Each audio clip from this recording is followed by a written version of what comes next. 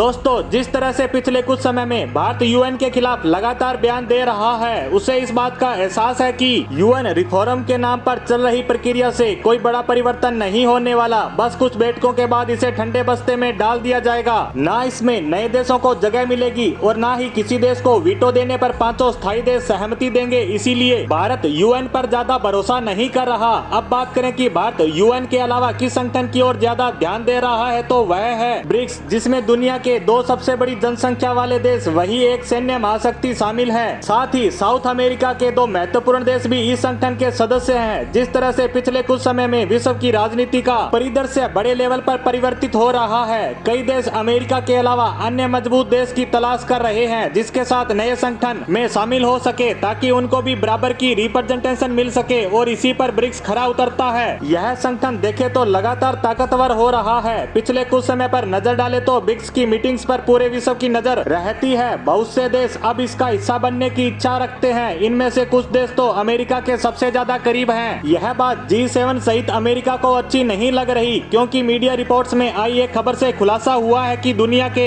एक दो नहीं बल्कि 19 देश ब्रिक्स में शामिल होना चाहते हैं, जिनमें अल्जीरिया, इंडोनेशिया, सऊदी अरब, यूएई जैसे देशों का नाम भी शामिल है। वहीं अब भारत, रूस, चीन, ब्राजील और साउथ अफ्रीका मिलकर इस पर विचार कर रहे हैं कि हम इसका विस्तार किस तरह कर सकते हैं, ताकि यह संगठन दुनिया के सबसे महत्वपूर्ण संगठनों में से एक बने। आपको बता दें कि कुछ ही समय पहले ब्रिक्स देशों की टोटल जीडीपी G7 देशों की जीडीपी से भी ज्यादा हो चुकी है। आज ग्लोबल जीडीपी में ब्रिक्स देश 31.59% का योगदान दे रहे हैं। वहीं G7 देश यहाँ 30.39% पर ही हैं। छोटे मार्जिन से ही सही ब्रिक्स देश G7 देशों से आगे निकल चुके हैं। यह बात किसी भी पश्चिमी देश को हजम नहीं हो रही, खासकर अमेरिका को, कि इतने ज्यादा डेवलप देशों को कुछ एशियाई और अफ्रीकी देश कैसे पीछे छोड़ सकते हैं। वहीं ब्रिक्स के सभी देश आपसी साझेदारी को आगे बढ़ाते हुए करने भर से ही काम नहीं होगा, बल्कि इस करेंसी को इतना ज्यादा ताकतवर बनाना होगा कि दुनिया के अधिकतर देश इसका इस्तेमाल करे। इसमें यूएई और सऊदी अरब सबसे महत्वपूर्ण भूमिका निभा सकते हैं। वैसे इन दोनों देशों का ब्रिक्स में शामिल होना लगभग तय माना जा सकता है। अगर ऐसा होता है तो यह अमेरिका सहित यूरोपीय देशों के लिए एक बड़ा झटका होगा, क्योंकि ब्रिक्स इन दोनों देशों की सहायता से गल्फ देशों में अपनी करेंसी का प्रभाव बढ़ा सकता है। इसका इस्तेमाल क्रूड ऑयल और एनर्जी सेक्टर में होने लगा तो यह उतनी ताकतवर हो जाएगी जितना सऊदी अरब ने यूएस डॉलर को बनाया। ब्रिक्स देश यूएई व सऊदी अरब को अपने साथ लाने को लेकर काफी सीरियस हैं, क्योंकि यह गल्फ देशों के लीडर के रूप में जाने जाते हैं। इससे ब्रिक्स की एंट्री सीधा गल्फ देशों तक हो जाएगी। जिस तरह से ब्रिक्स पिछले कुछ समय में राजनीतिक और आर्थिक क्षेत्र में लगातार मजबूत हो रहे हैं, इसे देखते हुए कहा जा सकता है कि आने वाले समय में ब्रिक्स देशों की संख्या में तो बढ़ोतरी होगी ही, साथ ही इसे एक विश्वसनीय संगठन के रूप में भी मान्यता मिलेगी। इसी उम्मीद के साथ हमारी आज की पोस्ट को यहीं समाप्त करते हैं। धन्यवाद।